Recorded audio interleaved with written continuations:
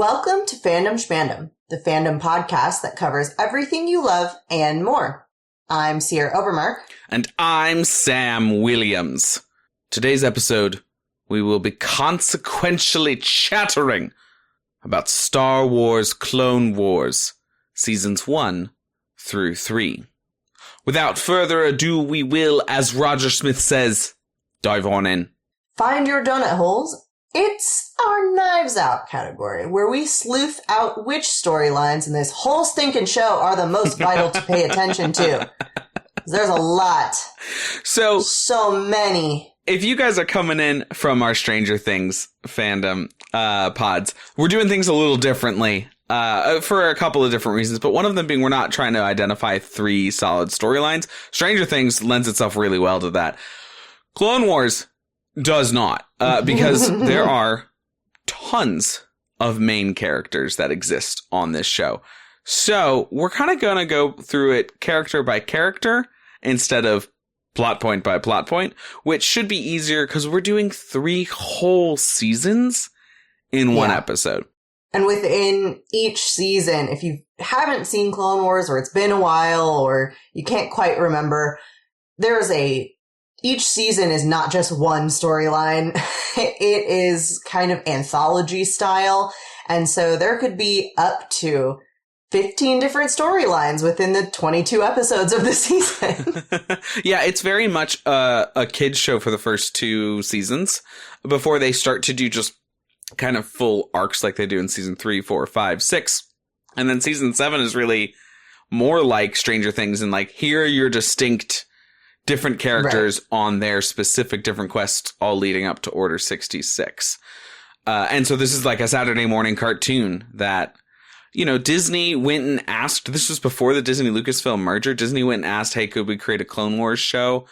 There had already been a Clone Wars show created. That one by Lucasfilm was considered canon. That's the 2D animated, like Samurai Jack style one where Mace Windu takes like 1,000 droids out with one force push. It's amazing. Give me that, Mace.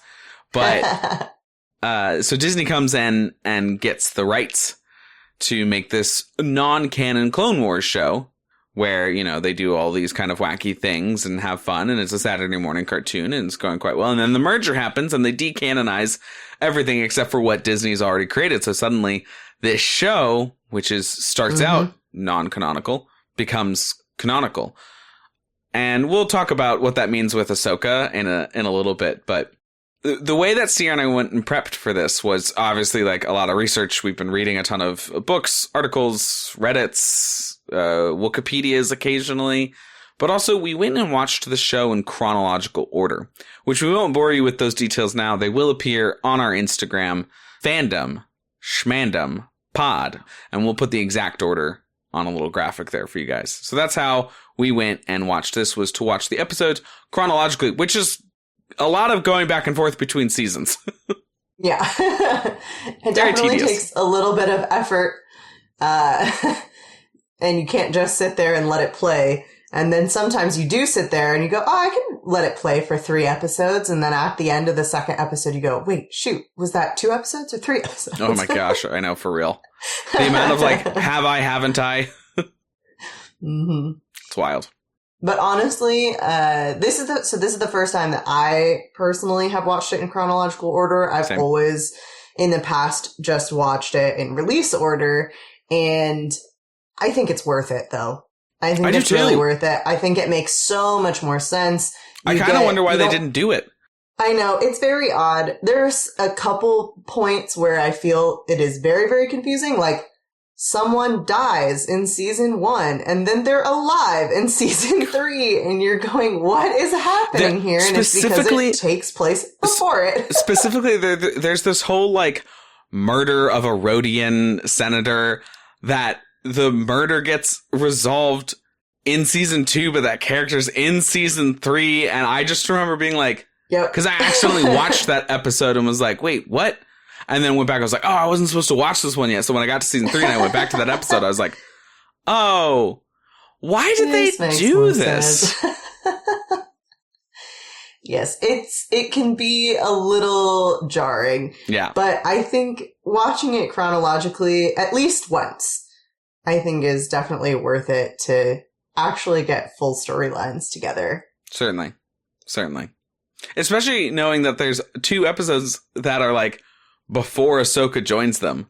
Right. Why isn't Ahsoka in this episode? What's going on here? And I know they do the whole like newsreel at the top. The like, the Jedi will continue to go about their duties on this year's Galaxy Show. And like you get that whole preamble. But I, as an adult, do a lot of show watching while making dinner or doing dishes or taking care of other things.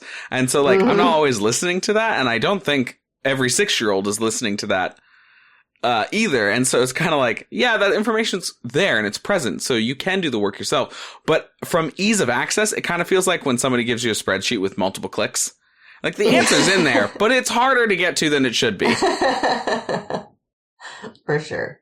So let us start out our categories of characters with the big one, the main man, the main village man, Anakin himself.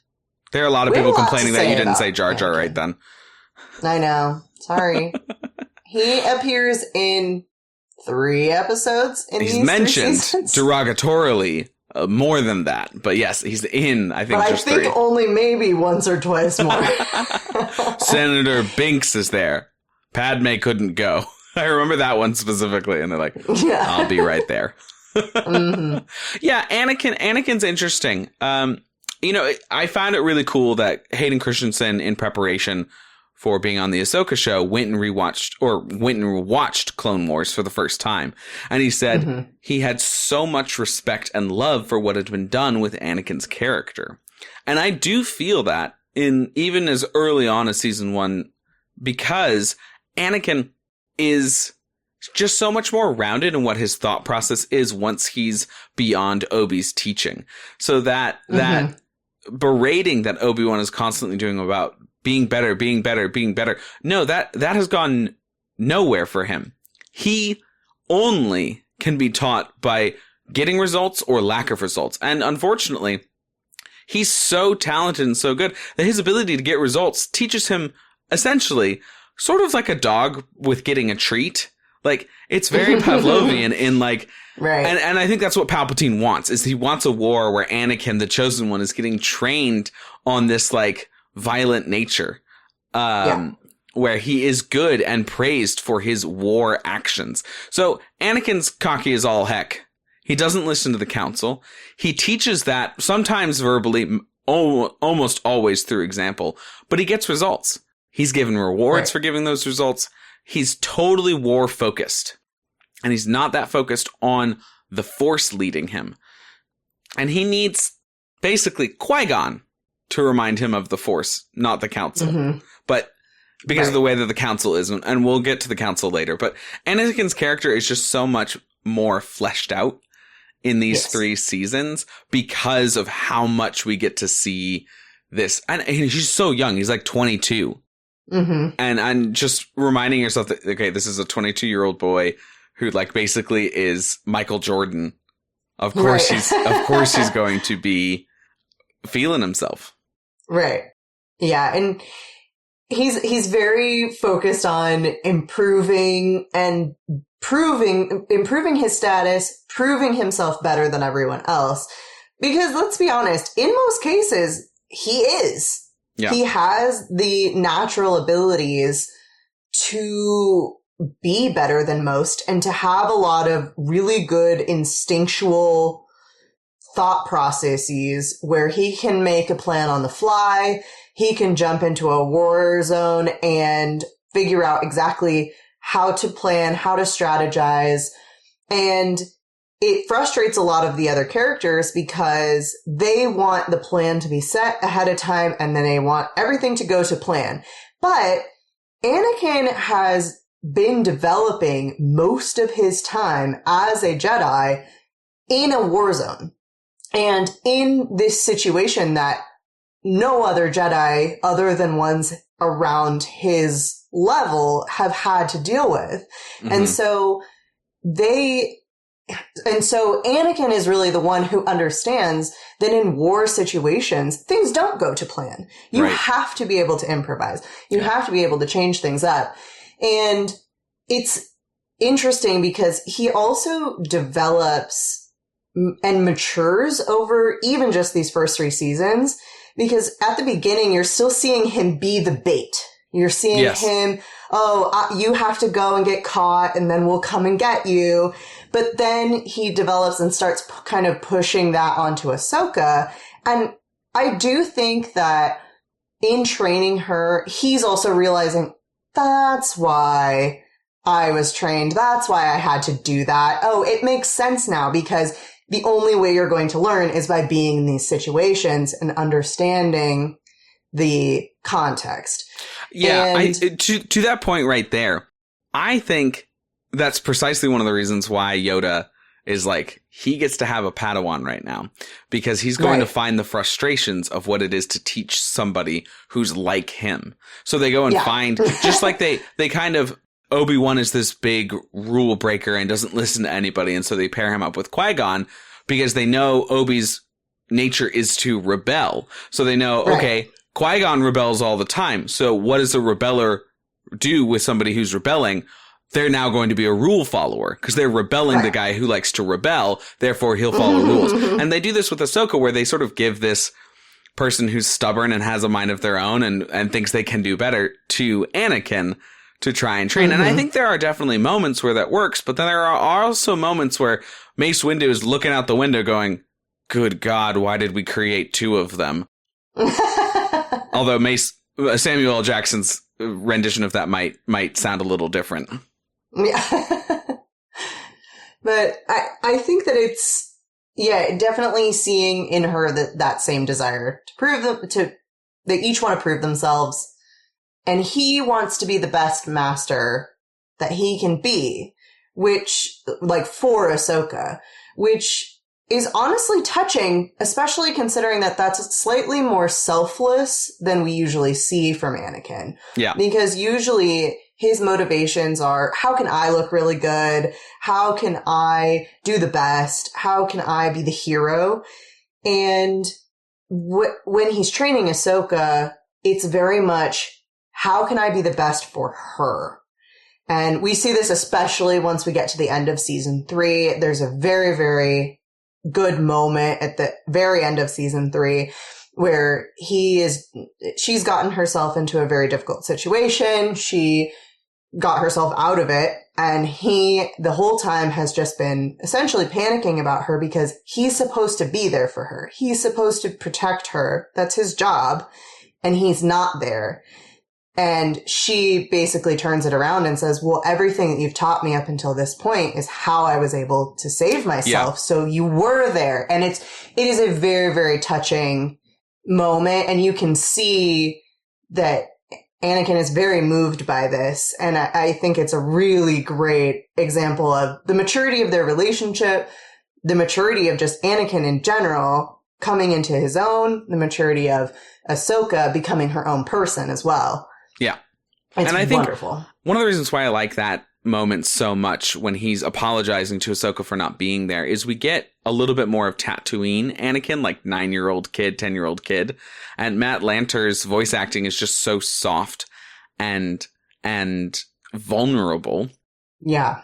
So this moment with Ahsoka, he's like, I'm sorry, I should have tried harder. I should have really leads us to Revenge of the Sith quite nicely, where he's beyond I should have. He's had a couple moments where he's messed up, and now it's I'm going to no matter what. Nothing is outside of my control, and this show really leads you up to that where almost nothing is outside of his control. He can always figure out a way to defeat the enemy, to beat the bad guy, to escape the evil lair, to get through all sorts of different, mines and citadels and traps and all that sort of stuff. So he should be able to save Padme from death, but then also I should have tried harder. This is who he is as well, where I feel like I can do this and it will be my fault. I am culpable if the person that was relying on me, in this case Ahsoka, but in Revenge Padme, if I can't do anything for them. Right. And it's very interesting because that also works with his general focus more on death and loss and failure rather than life and success and gain. There's a specific quote. Someone, I think maybe Plo Koon says to him, "Do not take the lives you saved too lightly." And he says, "I don't, but I also don't take the lives I lost lightly." Yeah. And it seems as though kind of in these earlier seasons, he has a little bit more of that balance where he is appreciating what they have been able to achieve while also mourning the loss of his troops or mourning the loss of a friend or something like that. Yeah. But as it continues on, he does start to linger more on, but if I had done something differently, I could have stopped this loss from happening. Yes, we won the battle, but we lost these key people and I am responsible for it. He takes a lot of personal responsibility. And it's very interesting though too, because there's a couple moments where they really tried to hammer home Anakin's attachment issues and how he's very focused on being attached to Ahsoka and being her master and being there for her. And therefore he won't let her go. However, the two main examples of this in the first 3 seasons, I don't think do an adequate job of proving this point because I'm 100% on Anakin's side, both situations. And it frustrates me to no end these other Jedi who are speaking to him about how he needs to let Ahsoka go if it's her time or she's lost. She must be gone. You can't get her. And his response is, she's not completely gone. She's not dead. She's still alive. She's still out there. And I am her master. And it is literally my responsibility to be there for her and to help her. And we sent her into this situation. I sent her into this situation. So I need to help get her out. And there's specifically the one that bothers me the most is this plot line with Luminara, where Luminara's Padawan and Ahsoka go off on this mission that they're sent on to go infiltrate somewhere, and they end up getting stuck in a collapse, I think it is. Mm-hmm. And Luminara is just going, well, if it's their time, I can feel them fading away, but then it cuts to them and they are not fading away. They are completely they're fine. Moving they're away. Trapped. They're going further away physically. Yeah. But they're not dying. No, they're not dying at all. They're completely able to be rescued. They're just right there. And Anakin is going, but we have to go get them.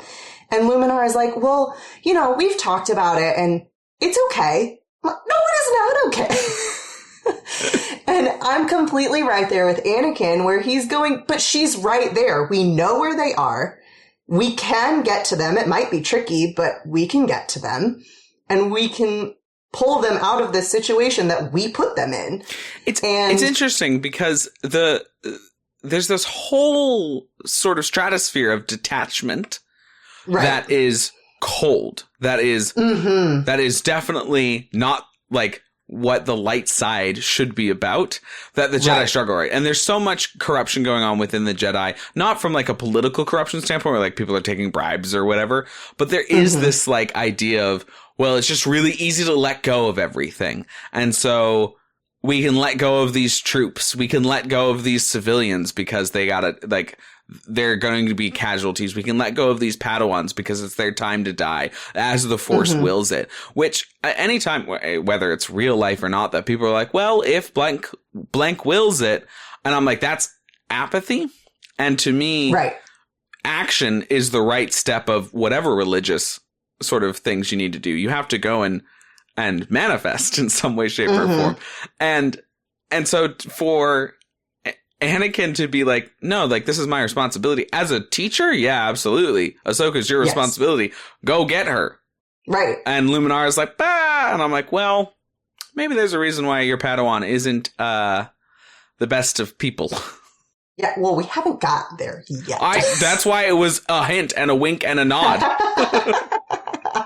But yeah, I mean, and it's very frustrating because this whole time I'm kind of frustrated with Luminara and then later Plo Koon in a similar situation where Anakin wants to go after Ahsoka and find her and rescue her, and they're both being very, oh no, but you can't do anything, Anakin. And Anakin's like, I very well can do something.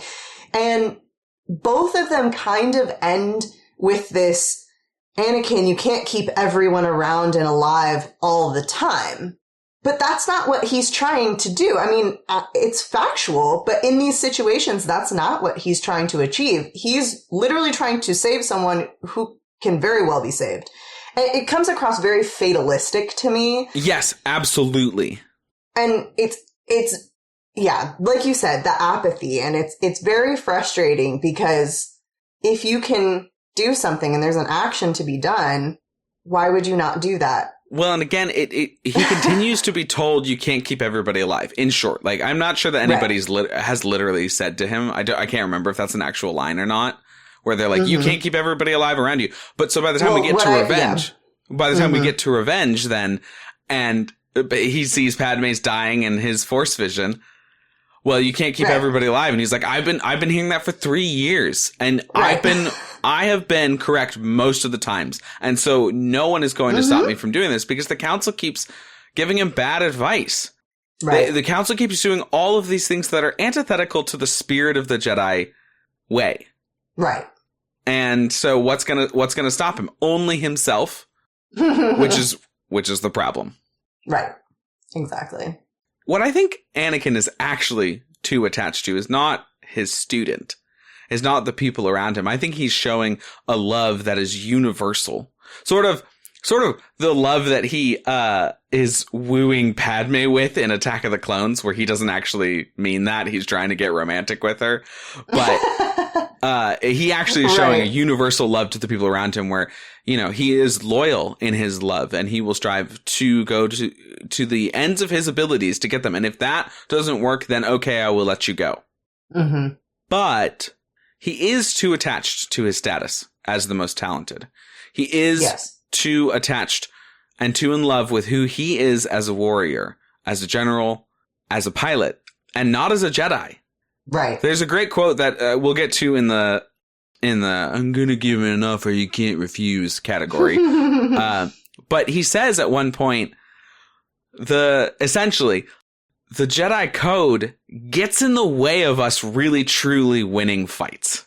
And it's a very pessimistic view of the Jedi Code, which even Obi-Wan, he's talking about this Captain Tarkin, who lo and behold goes to be Grand Moff at some point.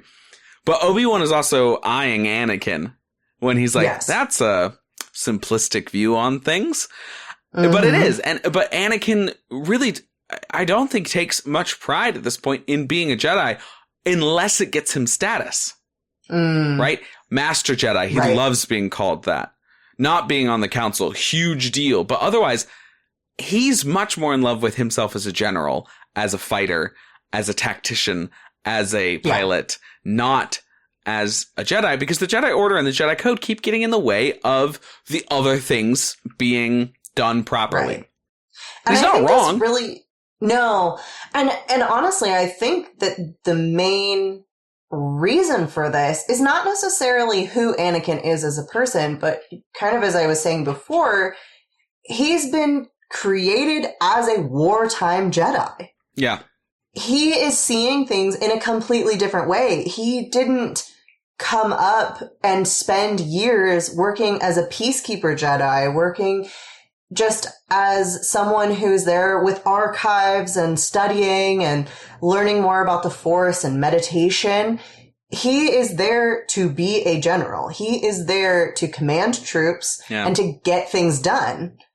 And not many other Jedi in his position, have not had time to be a Jedi first. Right, yeah. He's like the highest ranked youngest Jedi general at, Right. Which is also crazy because he started so late as well. Right. So he's got, instead of being there from the age of 2, or I think Obi-Wan at one point puts it like, oh my gosh, I started late at 3.5. This guy started at 5 years old. That's crazy. And Anakin's like 9 or 10 when he gets started. So he's only had 9, 10 years. I think 10 specifically, because it's 10 years between Phantom and Attack of the Clones. So he's like 19 years old. Again, we're all impressionable at 19 years old. We're all in love with ourselves where we succeed and don't like thinking about our faults and like to push against authority. From 19 to 22, 23 years old, of course, he's like, that is him becoming a man, right? So when Sierra's saying he's brought up as a wartime general, she's not saying, oh, he was trained as a Padawan in war. Yeah, there were skirmishes and battles, and of course there was all of that stuff. Yeah. But his time as a Jedi Knight, his time as a Jedi Knight is when he's developing on his own, and it's as wartime guy. And it's interesting the parallel here between, like, you know, you get politicians who are really good for war times, and you get politicians that are really good for peace times. And Anakin is being really created into what is ultimately going to be the best killing machine in the galaxy. Right. But because Anakin is not wrong on all of the stuff, he goes and gets the results, he saves the people, all that stuff, he feels very free to ignore the Jedi. Yeah. The Jedi, for all of their faults, still have some pretty good systems in place to avoid the dark side. And maybe even to a fault. Like, it seems at this point in the Jedi Order, they've become so much about not falling to the dark side that they've forgotten how to properly live in the light side. Their mindset is dark side avoidant rather than light side progressive. It feels like when an organization switches mindset from trying to go and do the right thing to, we just want to don't get sued. Yeah, exactly. And so, and at the same time, there are still systems in place to avoid the dark side that then Anakin's kind of like,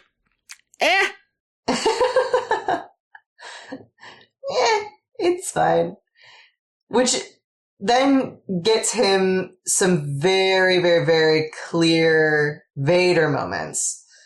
So much so that we get Imperial March playing in the background on a number of occasions. One in particular being that he tortures a Geonosian for information about mind control worms because they're running out of time. Ahsoka's thoughts first.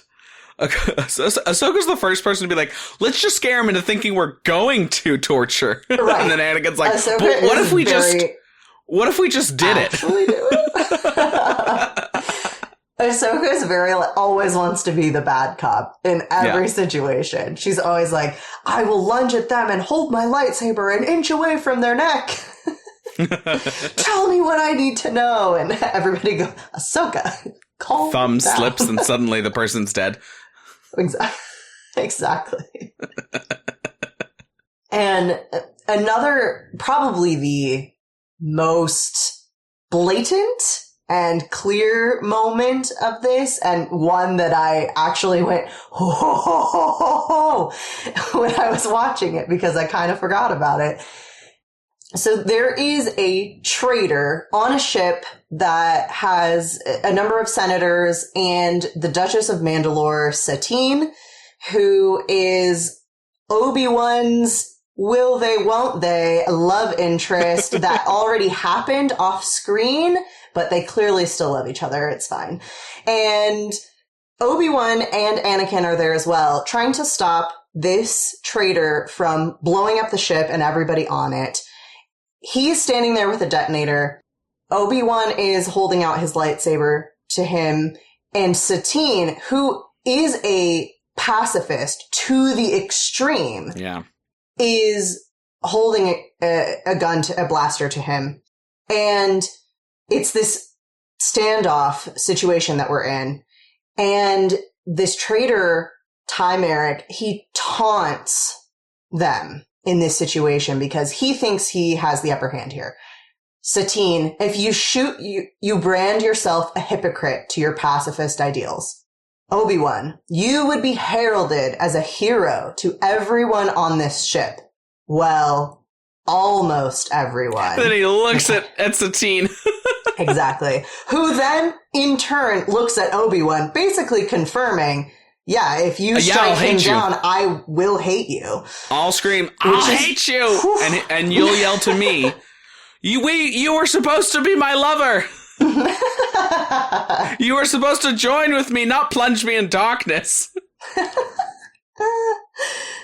So there's this tension here, and then he continues, who will strike first and brand themselves a cold-blooded killer? And in that moment, Anakin's lightsaber appears through his chest, and then he falls away, revealing Anakin behind him. Imperial March plays. Anakin, as nonchalant as can be, has grabbed the detonator out of this guy's hand and looks at Obi-Wan and Satine, basically being like, what? Wasn't going to let him blow up the ship. He was going to blow up the whole ship. You heard him. Yeah, exactly. Which... Fair. I kind of agree.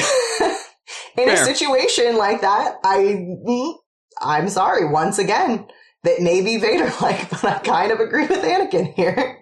He made the right call. As you guys are listening to this, Sierra has put on her Darth Vader helmet and has started marching around with the red lightsaber. So speaking of one of the three people that survived that encounter, Obi-Wan is a huge part of this show and also gets his character rounded out a little bit more. I think less so than Anakin. We have a fairly good understanding of Obi-Wan as an adult by the time we get to Revenge of the Sith, because he's kind of the best part of Attack of the Clones. In fact, I don't even think he's the best part of Attack of the Clones. Yes. He's a fully formed adult. He's a teacher. He's now a Jedi Master. And what this show does very beautifully is show his more emotional side, show the conflict within Obi-Wan, allow him to explore, or us to explore, who he is kind of away from prying eyes. Mm-hmm. Yeah, definitely. Because there are moments when Anakin is struggling with things, like his big feelings sometimes. And Anakin is want to call out Obi-Wan for not feeling these things. Obi-Wan just has to remind him, no, I feel it too. I'm just better at hiding it. And he has this kind of fresh way about him of trying to be a perfect Jedi. And that comes back to him rebelling against Qui-Gon's rebelliousness and being a very clear rule follower. However, I do feel that he comes about this in more of a fresh way than the Jedi Council does, where they're trying to be perfect, but in that dark side avoidance way, and being a little bit stuck in the past and with their ideals and their kind of closed off cold nature.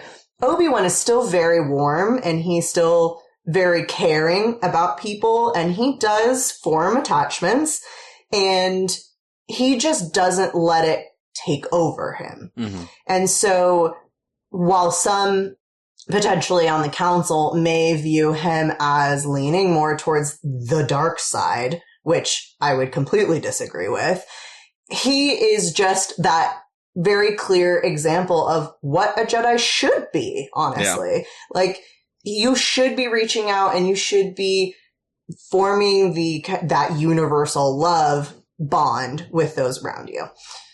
So I think that he does a very good job.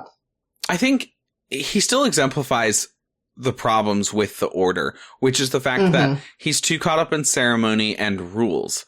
Whereas Qui-Gon's ability to sort of let the Force dictate and have him move around as the Force needs him to go is where all Jedi need to be. They should not be an organized military force for a government that has corruption in it just as much as the other one.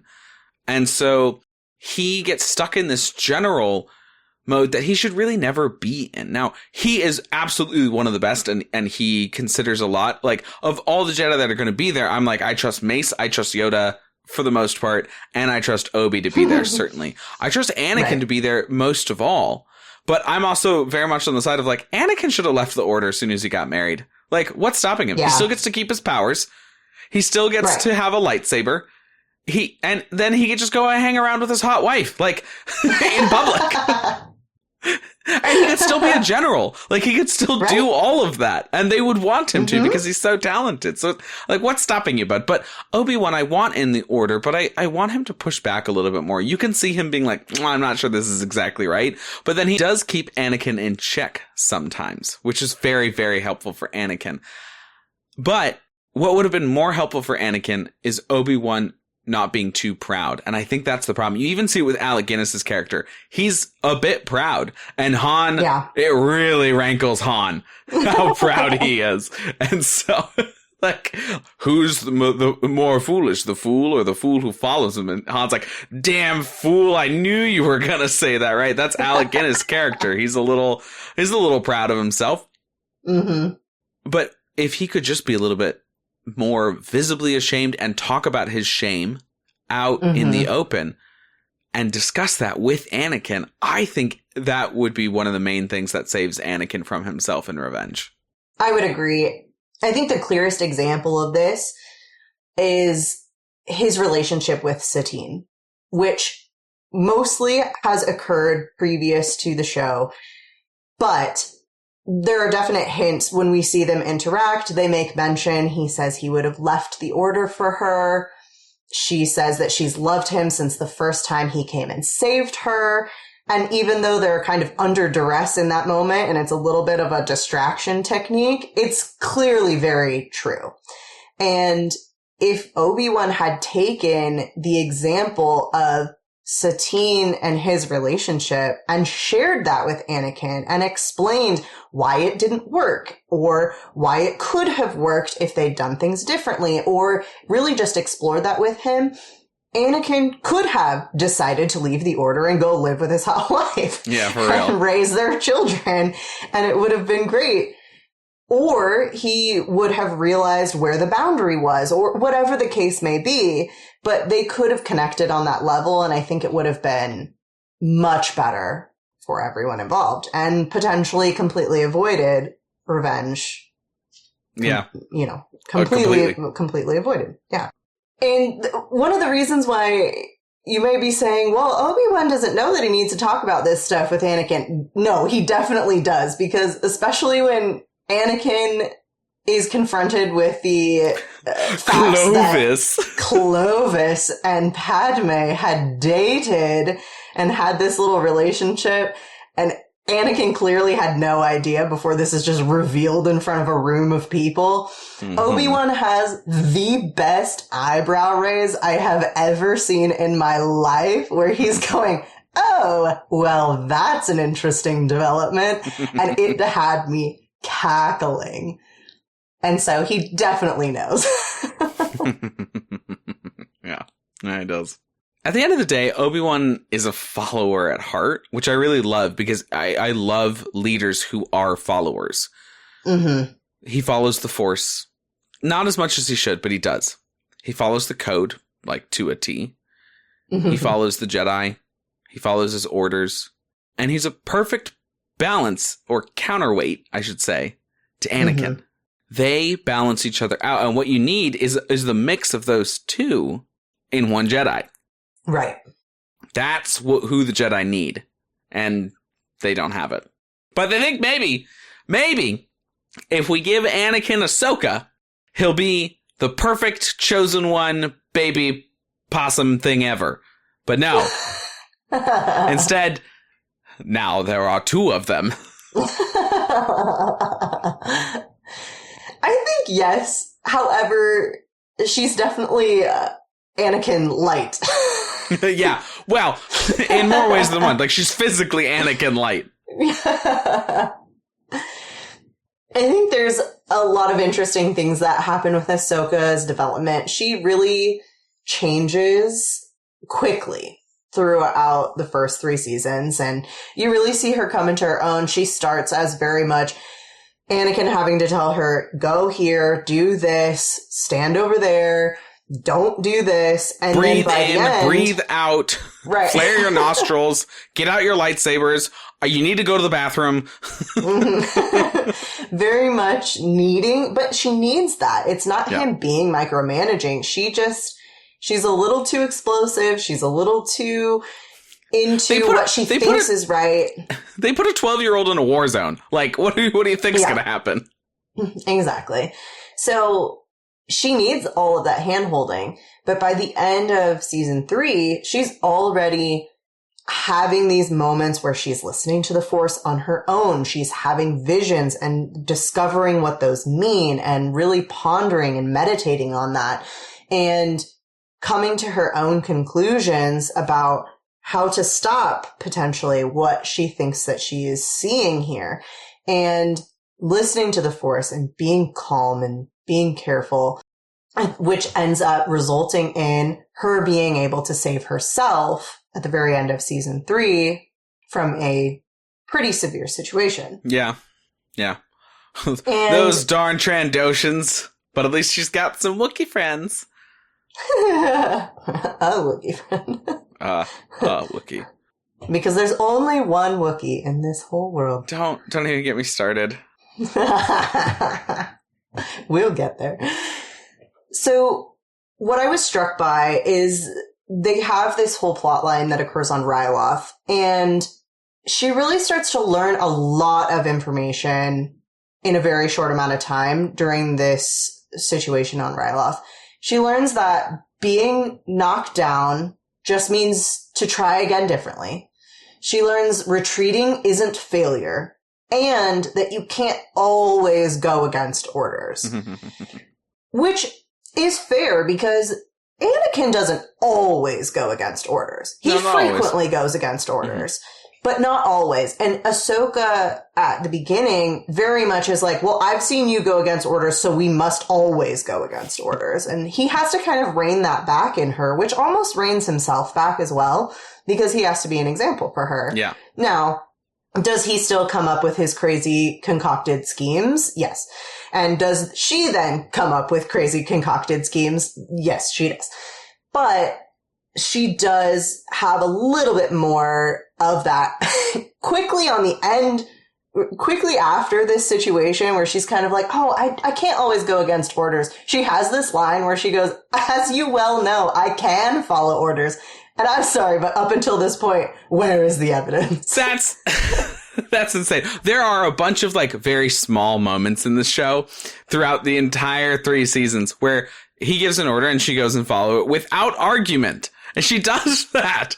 Even in season 1, there are moments where she goes and does that. I understand the sentiment, but I will not let you hyperbolic this argument that much. It is right after Anakin goes, you need to pull back. You need to stop. You need to stop. And she goes, no, I can see. They're retreating. They're retreating. And he's like, you are about to meet up with the rest of their army. Yes. You need to stop now. Everybody is going to die. And she is not listening to orders. Right. And it is directly on the heels of that is this quote. which is a foolish line by her. And she's like, again, to be fair to Ahsoka, she is a teenager. Oh, yeah. But she definitely has been able to follow orders before without complaint. She's also very argumentative, and she does like to push the envelope, especially to people who really should not be pushed back on. She argues with everyone. Everybody. Which does very much feel like Anakin's Padawan. This is true. Like, she's definitely more his child than Luke. Yes, but to be fair, he's kind of raising her, and he didn't really have the opportunity to do that. That's why there's evidence for what I've just said. I think another interesting thing when I was rewatching this about Ahsoka, and then also about Obi-Wan, is there is a whole plot line on a Force planet, which we will get to much more in depth in a little bit. But there's a plot line, and Ahsoka... I have so much to say. Good God. I know. But Ahsoka is kind of taken almost as a token for the dark side, and Obi-Wan is taken as a token for the light side. And I find that to be very interesting. I would say Obi-Wan is the clear choice for the light side, so it feels like the dark side is kind of like, shrug, I guess I have to go with this person. Yeah, exactly. Man, I wish there was literally anybody else. However, during this, she's infected with the dark side. Yeah. Obi-Wan is not infected with the light side. Right. She is absolutely more susceptible than Obi-Wan is. She's not as strong. She's not as well trained. Right? And she is young, so she's got more, and I don't know her biology specifically, but the show is in general making her a kid going through puberty of sorts, right? Not physical puberty, but emotional puberty. So she is more susceptible. I will say the dark side then does drain any sense out of her, and then she's filled with light side stuff. So yes. So it doesn't really become the token of the dark side. No, but in the visual where each is being held, it was just very interesting. It is fascinating that she is so susceptible in that entire sort of dealio. Yeah. Ahsoka's the perfect parallel, I think, for kids to understand Anakin a bit more. Right. Because she is who the viewer is essentially supposed to be. She is a kid learning the ways of the world through Anakin's eyes. And so you get to know Anakin very well if you're a kid looking at Ahsoka's storyline. So she follows his example all the time, which is how kids learn. Right? Some kids learn, hey, I should sit down and study and read things, and I will get information that way. But that's, acquiring knowledge, which is different than the learning process. Every human learns through an example of some way, shape, or form, whether it's what not to do or what to do, which is why Anakin occasionally really bothers me as a teacher, because he's so like, why are you like this? Why can't you just follow orders? You should just do as you're told. Like, you've gone too far. And Obi-Wan even calls it out in one of my favorite lines where he goes, he just is kind of like, not a parent of divorce. He's just sitting there listening to Anakin and Ahsoka. And it's like, it's not a parent of divorce. It's a grandfather, father, daughter situation where he's just looking at Anakin and kind of judging his training of Ahsoka. And he goes, after Anakin and Ahsoka bicker for a while, he goes, I see Anakin's leadership style is now do as I say, not as I do. Yeah, that's stupid. It's a terrible way to teach. Anakin, if you want different results, be different. Right. But that's also something that I think bothers most people is they're confronted with a mini-me. There are so many people who have kids or they're, a young cousin or something like that, and they begin to act like you, and then you look and you're like, that is so annoying. Oh my goodness, it's me. Totally. Why is this child so sassy? Oh, what did I just say? Okay, well, they got that quote directly from me. Great. Shoot. Ooh. My bad. I'm sorry I'm ruining you, tiny child. Anakin has a different woman in his life, one that he's married to, in love with, and wants to go on 2-week-long vacations with in the middle of a war. What? What? You do? That's one of the most out of character moments, I think, in the whole show, is the entire time Anakin's like, I can't abandon, I can't do anything, and all these men depend on me, the war depends on me, I've got to be there. And then there's one episode where he shows up with Padme and he's like, let's go on vacation for 2 weeks. They'll be fine. Everyone will be fine. No one will notice. No one will notice a top general and a senator have both left. Well, to be fair, he's supposed to be on a meditation retreat. Like, he isn't supposed to be there. So, and where is he supposed to be meditating? Just his quarters that are under lock and key the whole time? No one's going to know. Question. How would they know? How would they know? They're going to know. Anyways, Padme is the person we're talking about. Who is very interesting because at the same time that Anakin is very much, I have to be there, I have to be there, I have to be there, Padme is the same. However, in my opinion, I think she takes it slightly farther than Anakin does. I agree. Because she still considers herself to be a public servant first and a wife second. Whereas Anakin puts his love of her above everything. In name only, I would say. In verbiage. Because there are definitely a lot of times where he chooses everything else over their relationship. Although he says he wants to prioritize the opposite way. He wants to prioritize that way. He's often not, I think he's really bowed to the pressures of, well, if I don't show up, if they are calling me and I don't respond. However, there are a number of times when he's with her and ignoring phone calls or, you know, communicator calls or whatever they are. He is ignoring calls from important people to be with her. And he does mention it a number of times, but she is the first to drop everything to go make a speech or to go to a different planet to talk to some random person or to go behind enemy lines and put herself in danger for the, let's see, times Padme was captured 3 times she rescues herself mostly of those 3, 2. Pretty good odds there. Times she's poisoned 2, separate from the times she's captured. Times she almost dies in other ways. I believe it's 2. There might have been a third, but I couldn't remember if that was also a capture and I didn't want to duplicate myself. So, all that being said, I feel like I understand Anakin's character a ton more in this show. Yes. I understand Obi-Wan's character in a way that is satisfying. I feel Padme's character in these first 3 seasons, I understand her less than I did with just the live action. Yeah. She's much more gullible than I feel like she is in the live action. Like, she trusts all of these dear friends and old lovers and family compatriots and other senators and gets captured like constantly. Gets captured and poisoned and and then like she's around the Trade Federation, which she knows has wanted to kill her since she was 14 years old. And she's like, don't worry, Clovis will protect me. And then they poison her to get to Clovis. And it's like, okay. Hello. but then when we get to Revenge of the Sith, Obi-Wan's like, yeah, I saw Anakin killing younglings. So she's like, I don't believe you.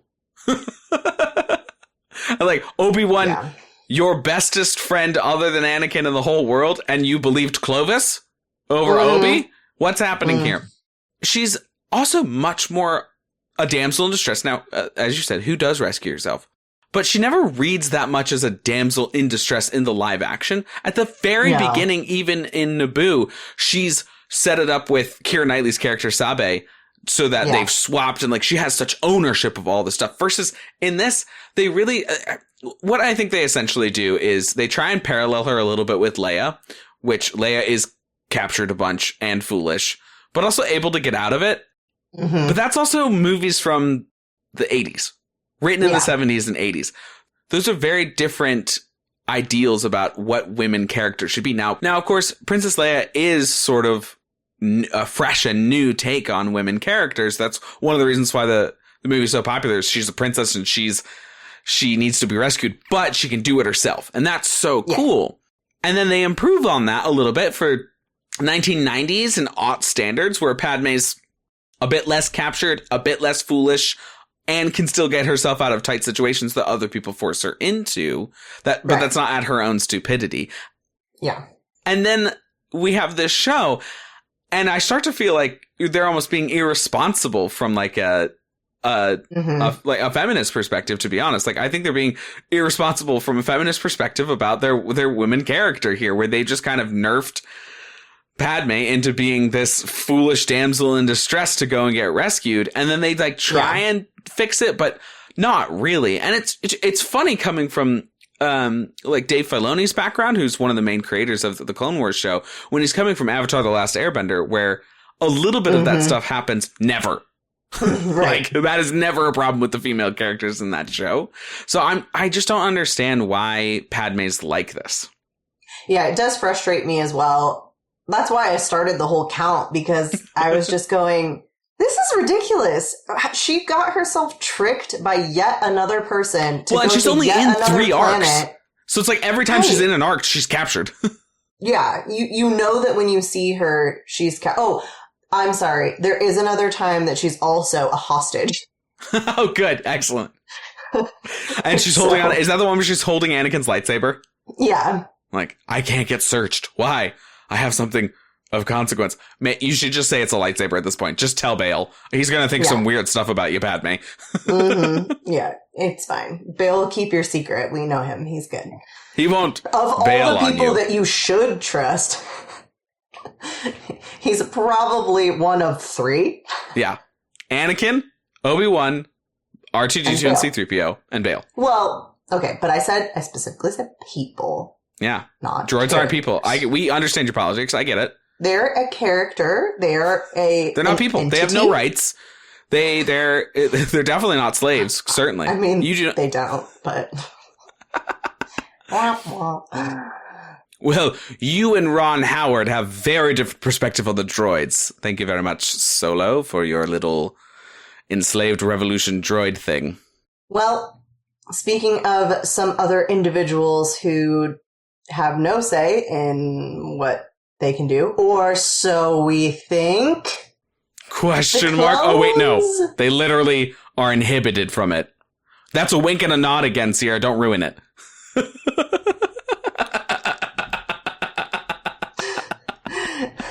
The clones. The clowns.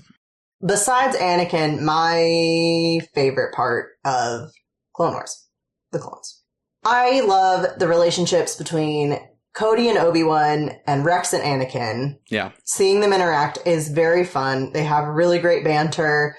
They have this level of respect that goes both ways, which is wonderful. I think that in some of the other Jedi clone relationships, the Jedi don't necessarily have the respect for the clones that Obi-Wan and Anakin do.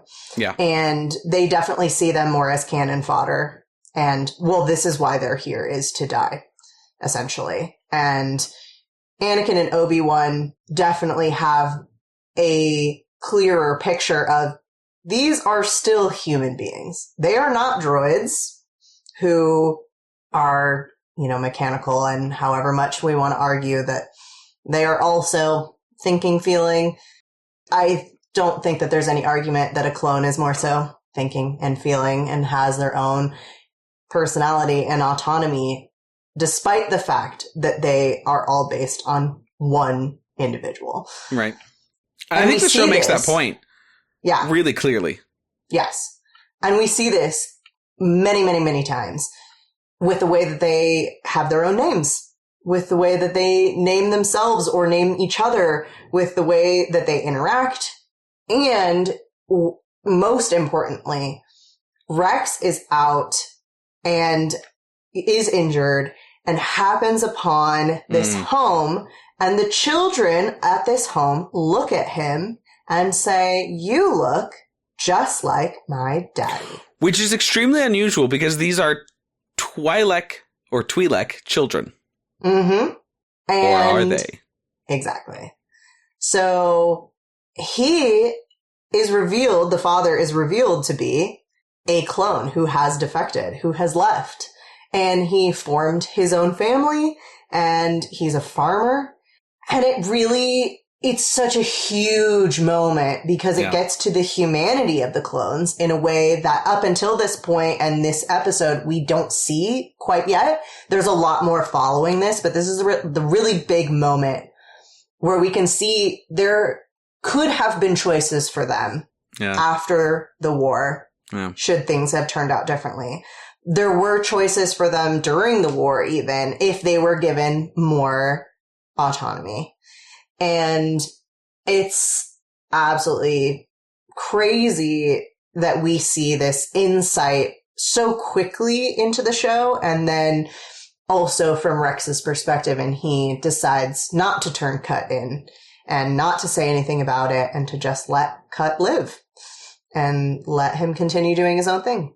Just as an aside, I'm so excited for when we go and read Republic Commando books, because if you liked that story, boy, just you get sued. I could go on and on about the clones. The entire storyline with 99, Fives, Echo, Heavy, Cut Up, and Droid Bait, with them starting their training and Heavy getting some really important life lessons from 99, who is this essentially malformed clone. He was part of a literal bad batch of clones, and he runs the maintenance department on Kamino. And he, though, is taken in as a brother just the same by this group of clones. He's taken in as a brother to the point when the group get these medals, medals of valor, or similar to that. Heavy gives his to 99 because he couldn't have done it without him. Yeah. And there is this absolute heartbreaking moment when Fives and Echo return to Kamino and run into 99, and 99 just excitedly asks, "Where's Heavy?" And they have to tell him that Heavy died. And he unfolds his hand and holds out the medal that Heavy had given him that he's still holding on. I'm gonna cry again just thinking about it, because it's just it's this really touching brotherly love and affection, and really this welcoming community that these clones have created within themselves. And not too long after this, 99 himself dies. Yeah. And I just sob as they're holding him and pulling him aside, and it's so beautiful. And then at this point, Droid Bait and Cut Up and Heavy and 99, they're all gone. And right at the end of season 3, Echo dies. In a moment of intense bravery. A very intense bravery. It is very, very impactful, but it's one of those ones where you almost think he's going to get out of it. Yeah. And he doesn't. And it leaves Fives alone. And I yelled because I forgot that Echo doesn't make it past season 3. And I yelled. I was like, no, not Echo. Because I love all of those characters.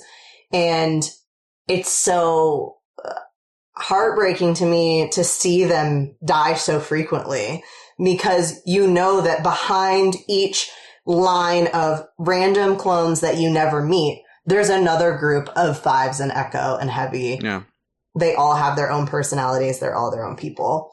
One of the single biggest components of the show that I like the most is the exploration around being made to fight, kill, die. How the Jedi suddenly are being made to fight, kill, die. What that does to Anakin, what that does to the soldiers, and the humanization of the soldiers. So it's not just like, clones versus droids, therefore we can have as much mindless violence and parents won't care that much about it. Instead, they explore, they take some bravery to go into the humanization of soldiers. And one of the reasons is that apparently like a lot of military or ex-military would go up to these creators and actors that were on the show and at conventions and stuff and be like, you guys get it right on the camaraderie here. Like, It's so great to see this. You don't see a lot of positivity around this. And here's some positivity, and here's also the frustration about it. I remember my late grandfather would talk about when he was in the Vietnam War, being aware of the absolute corruption of the US-backed government that eventually lost, and being super frustrated with that. But this is your career. This is your job. These are the men around you. These are the people that you have to help. And there's really, for him at least, no way out. And in fake life, in this story, there is no way out for these clones. This is literally what they made to do. And they made it illegal to leave. Yeah. Which is a huge human rights conversation that the Kaminoans just like do not want to have, and Palpatine doesn't want to have, and nobody really wants to talk about. So I love that exploration there. And then, of course, I end up hating what they add in right at the end of the show, but we'll talk about that in a couple of episodes.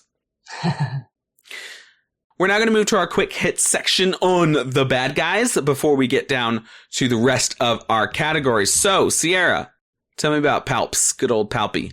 Palpy Palpatine. My dear friend Palpatine. My dear friend Sheev.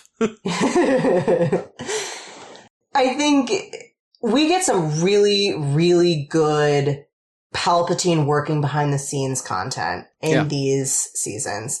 And I think he is definitely a character that I feel like maybe didn't need more development, because I think that what we get from him in the live actions is fairly fleshed out and we do relatively understand him in general. But this just gives like bonus material, essentially. Like, I feel like every scene that I get with Palpatine, I'm like, okay, what is he going to reveal that he's working on in the background this time? And it's very interesting, his kind of background machinations and all of his plots that he's got going. One in particular happens around this storyline with a Zillo Beast, which is this supposedly extinct creature that they accidentally disturb and wake from its slumber, and now it's out attacking. And Palpatine is very concerned with forming a treaty with the inhabitants of the planet that this monster was found on. And he has this quote, "Well, this may be the only way we get the treaty signed and rest Master Windu's conscience." And he has this just disdain on the word conscience, because Windu doesn't want to kill the beast because it's the last of its kind, and it's, you know, while being dangerous, it's an innocent creature. And so Windu does not want to kill it, and Palpatine does, and the Dugs, who are the inhabitants of the planet, their whole mission is to kill this creature. So there's a little bit of warring factions on that one. But Palpatine really lets his Sidious out in this plot line, because he has these moments. He's like licking his lips at a feast. It's crazy that nobody looks over him and goes, Are we sure that guy's not the big boss? Are we sure that guy's not the Sith? Is he really on the up and up? I am not 100% sure. He is salivating a lot about sequencing the DNA of this thing. He gets so greedy over the potential of an anti-lightsaber shield, because this beast, its armor, its scales, the material that its skin is made of, it is impervious to lightsabers and many other weapons. Why does our Chancellor want an anti-lightsaber? Is he thinking the lightsabers are gonna, a Sith might come and get me?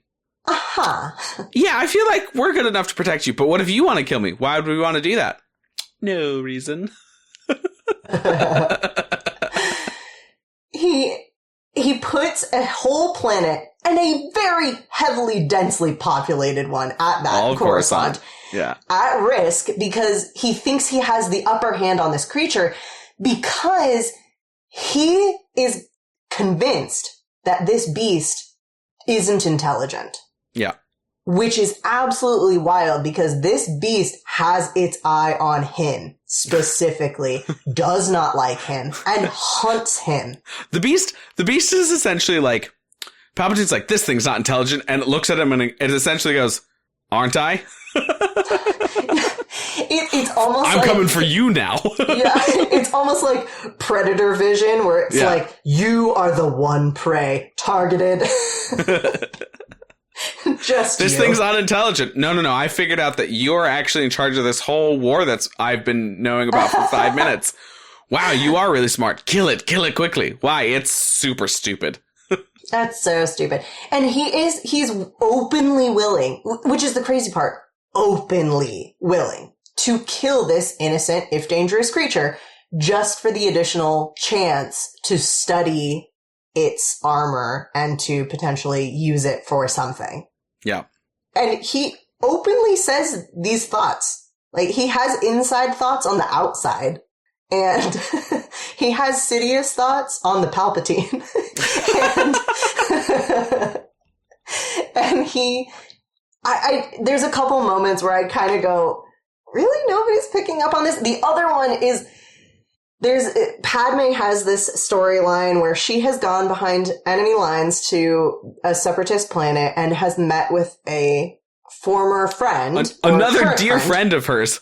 Another dear friend who wants peace. And she's on the Separatist Council, I suppose is the right word. And there's a Senate. They have a whole Senate on the Separatist side, and she's on that. And so she pushes forward this resolution to create peace, which they vote for.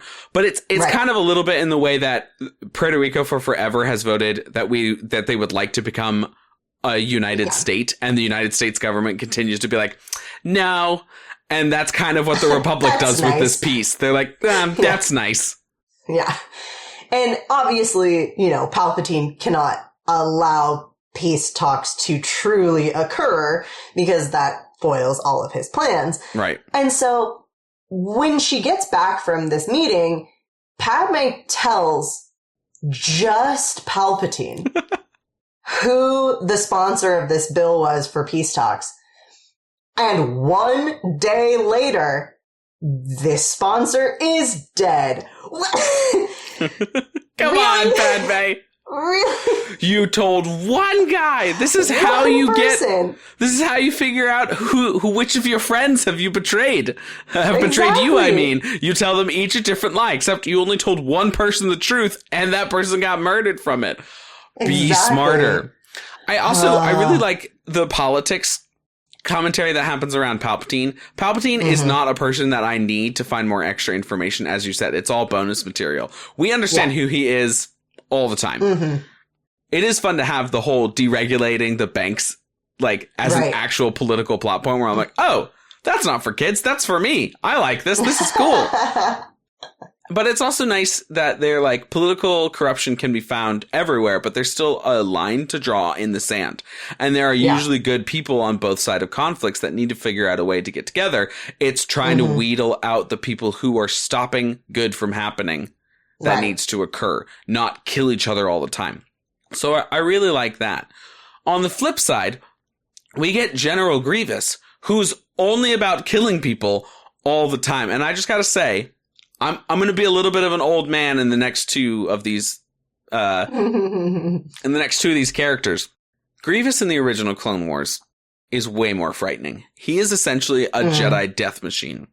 Yeah. And so anytime they kind of in the old Clone Wars do what they do in animal documentaries where they're like, do you see this cute animal now you're emotionally attached to? Like, yeah, I'm attached to it for sure. But like, okay, now it's in mortal peril. And the mortal peril is Grievous every time. Right. For whatever Jedi you want to learn about. So he's much scarier in the original. He's kind of a buffoon in this. But, and also, every time, it's so funny. There's that one line of dialogue in Revenge of the Sith where Grievous is like, General Skywalker, I thought you would be a little taller. Okay, so they've never met. So then there's all of these times where like Anakin happens to go left and Obi-Wan goes right. And Grievous is at Obi-Wan again. Yeah. Yeah, there's a lot. I actually noticed there was another moment where, because I believe that in Revenge, Obi-Wan is surprised to see 4 lightsabers, that he has 4 arms. And I noticed that the very first time in the show that they fight, he pulls out 4 arms. Yeah. And Obi-Wan fights him with 4 arms. And my husband was actually watching with me and he goes, wait, isn't he surprised by that later? Again, that's their first fight in season 1, which is non-canon Disneyland. Yeah. That's non-canon at that point when they created that show. So they weren't continuity as tight as they are in the later seasons. Right. Yeah. But it was very interesting to be like, see? Leo DiCaprio in Hollywood movie. Yeah. Mm-hmm. I think though Grievous can really be just summed up with his quote, Dooku is criticizing that he has made these changes to his body, and he declares them improvements. I submit to no one. I chose them. Which I do find very interesting about him. It's all well and good, but Dooku's looking at it being like, you've taken out any means of your connection to the Force. You've removed all this blood from you. There's no midichlorians in you. So this isn't an improvement because the Force cannot work through you, which is one of the reasons why Sidious is like, this guy sucks, but he's useful.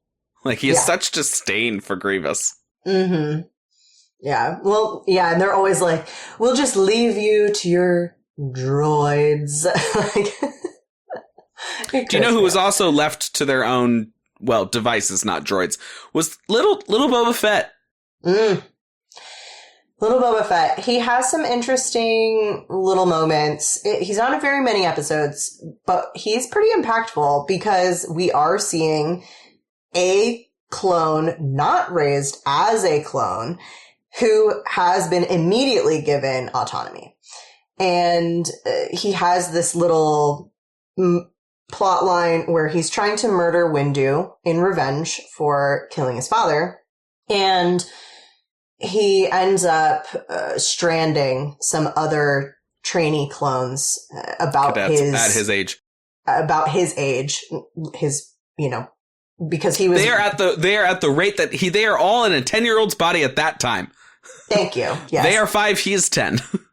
And he ends up kind of abandoning these other clones to potentially their death. To their death.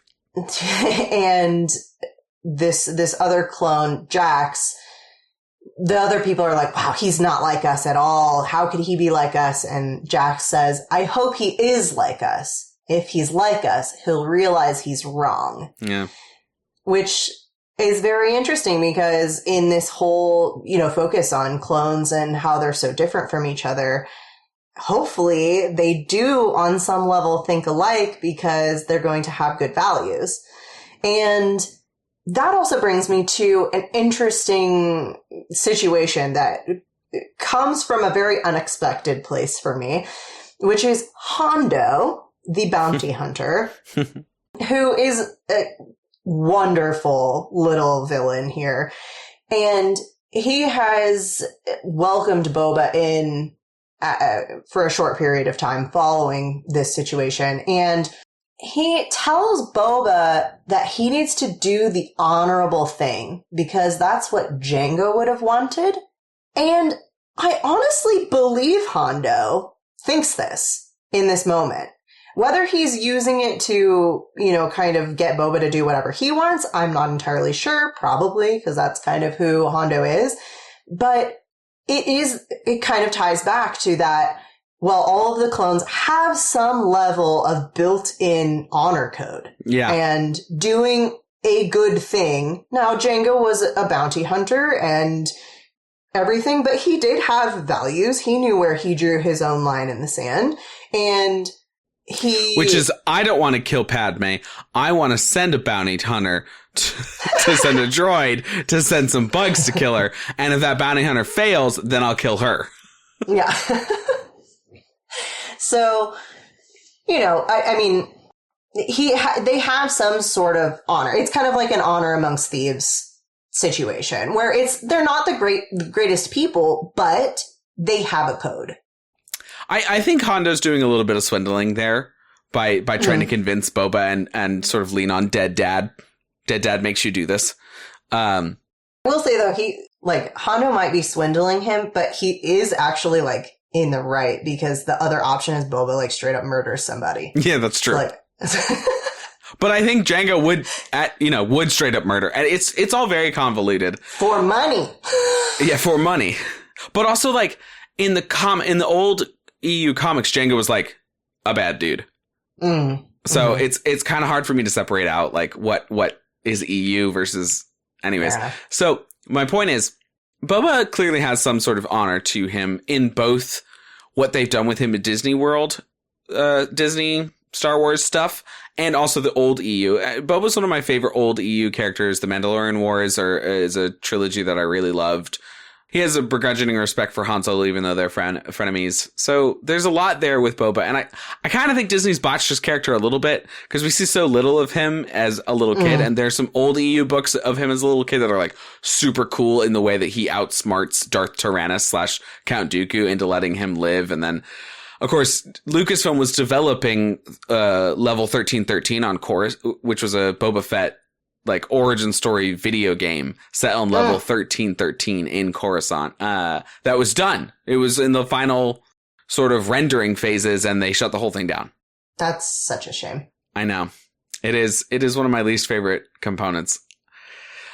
So I think there is an honor that he's appealing to, but also what does that mean? I think Hondo just will say whatever he needs to say in order to get somebody to do something. I have no idea if Hondo really knew Django or not. So, you know who Hondo gets to know eventually at some point is Ventress and her mate, as the Night Sisters put it. Not her mate at all, just her lackey servant. Mm-hmm. Savage, for being such a big character, we don't actually see that much in these first 3 seasons. He's only in 6 episodes, and he shows up on Dathomir when Palpatine, who is not quite aware that Ventress is actually Dooku's apprentice, and that Dooku's like, I want to kill Palpatine so that I can be in charge. Which, come on, Palpatine, get on that. You should know. Mm-hmm. You know. To be fair, he does figure it out because he does command Dooku to kill her. Yes, eventually. But it's kind of like before that, it's like, bud, come on. Yeah. You Sith always do this all the time. Yeah. So you should see she's running around with 2 red lightsabers. Right, two red lightsabers is usually the Force. I'm pretty sure her meetings with Count Dooku when he's teaching her how to use the Force are like apprentice master sort of level now. Is that not how? Anyways. So, and like, you know, Palpatine killed his master. It's just kind of the Sith way. You either kill your apprentice or the apprentice kills you. Mm-hmm.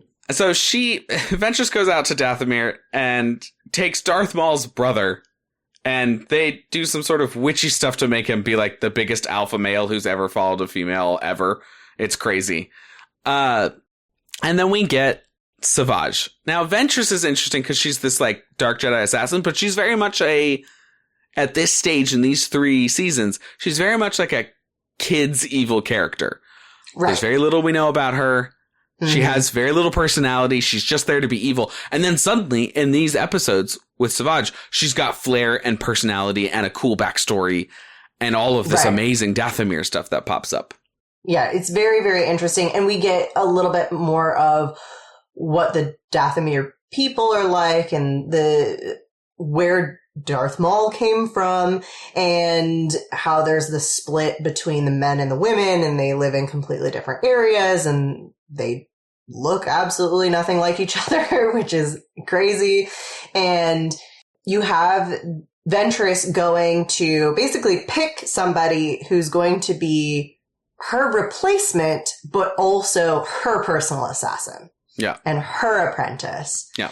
And so she wants this very impressive person to step into her shoes and then with her command, turn on Dooku and kill him for revenge for trying to kill her. So we have this very, very interesting competition between all of the men to the death, essentially. However, Savage gives his life to her and everything to protect his brother Farrell, who is one of the only ones left, and he basically is like, just leave him, let him live, and I'll go with you. It's fine. You know, I'll fight you one-on-one, and you'll see that I'm the right one. And it's quite touching for what we see from Dathomir, and that they actually have this brotherly connection and care for each other, especially considering how kind of almost Spartan and warlike their people are. Yeah, for real. And then as soon as he has all the witchy stuff happen to him, he immediately has to turn around and kill his brother Farrell. Yeah, under Ventress's orders, right? Yes, under Ventress's orders. It basically as like the Urukai coming out of the pit, and goo. it's exactly, and killing the guy that's undoing it. Yeah, yeah, that's their first moment in life is to cause death. And so it's almost his first moment in this new life is to cause the death of his family. So, and it is very interesting because while some of them call them like brother and sister, it's very clear that Savage and Farrell are actually brothers. Yeah, not very just close. yes, not just brothers in, oh, we are all one, we are all brothers, but literal brothers. Yeah. And this also brings us to the very, very, very, very, very end as well of their storyline, where they have failed to kill Dooku, and they're going to go prep some more, but Ventress and Savage have broken up, essentially. And Savage needs some more training, and so the Night Sisters reveal, oh, but Savage, you have a brother. And he's like, no, I killed my last brother. I have no more family. And then we see an image of Darth Maul. Cue the boys are back in town. And he goes to train with him. Dun, dun, dun, dun. Incredible. I will note here, I think it's fascinating that Palpatine kind of looks at Dooku, who was trying to be like, no, this isn't my apprentice. This is just an assassin that's being trained in the dark ways of the Force. And Palpatine's like, oh yeah, the rule of two. That would be a way to get about it. Semantics. Yes, I like semantics. And then makes the Inquisitors, which are essentially Sith, but not. And then also maybe, Hands of the Emperor, cough, cough, Mara Jade, where you at? We'll see. Very, very interesting there. Today's public service announcement. If your whole order is dedicated to peace, don't join a war. Don't become the generals of a war. Don't order troops around. It may lead to corruption. Signed, everybody who's ever been trying to be a peacekeeper. You idiots. Thank you, dear listener schmissners, for listening to this episode of Fandom Schmandom.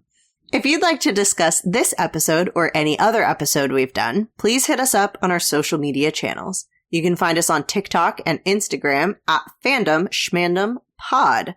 Or you can head on over to patreon.com. That's right, we have one now. Patreon.com/CW/Fandom Schmandom. We are offering for 500 pennies, that's $5 a month. You can listen to our episode ad-free, and you can listen to it earlier than anybody else, unless they're also paying for that. And it really helps keep the pod afloat, keeps our lightsabers burning, keeps our ship's engines running. What other Star Wars things could I even say? I guess it allows us to gamble at Sabacc. So... keeps our droids charged. Yes, keeps our droids charged. If you want the death of droids on your hand, don't give us money. I'm kidding. But we would love your support. You go over to patreon.com/CW/Fandom Schmandom. And please don't forget to rate and review us if you liked this episode. It really helps the algorithm place us in front of other like-minded schmishners out there. And with that, we're out, y'all. Don't forget to tip your sisters and your Night Sisters. Fare thee well. Fandom Schmandom was created by Sam Williams and Sierra Obermark. The show is produced by Aurelia Lieb. The editor is Brittany Fisher. The music is by Jeremiah Alves.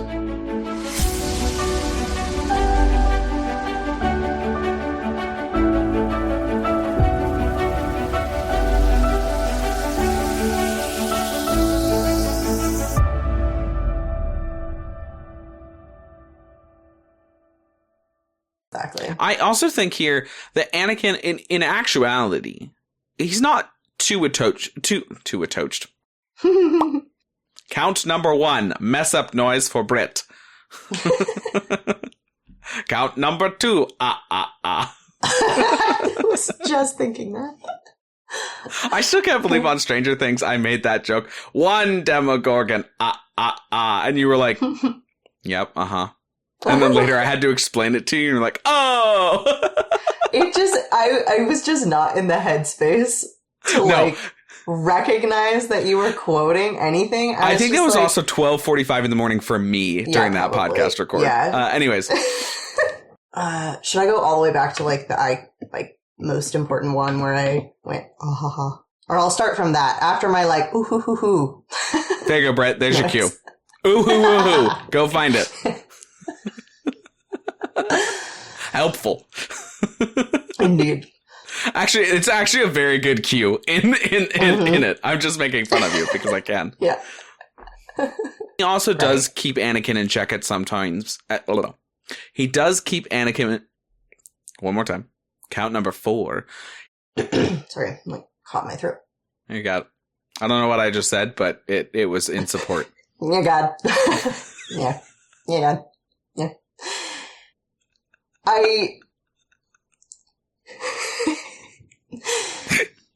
Yeah, God. I just called you God. Yeah, God. I think you were trying to say you're good. Yeah. I was. Yeah, it was yeah, God. But it's this weird Sam accent that comes out every once in a while where I just don't form words. Mm-hmm. Yeah, God. What? You're good. Mm-hmm. Those sound exactly the same. Yeah, definitely. It's okay. My daughter's doing that right now. Every Great, sentence but I'm not 5. I'm 5. I'm 33. I'm only 22 years. Which feels very much like Anakin's Padme. Padme? Padme. Padme? But there's a lot of struggling noises.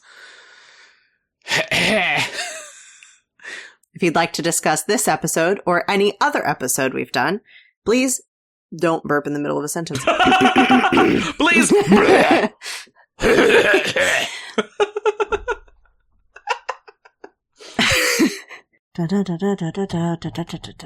Going down to the bottom of this to see.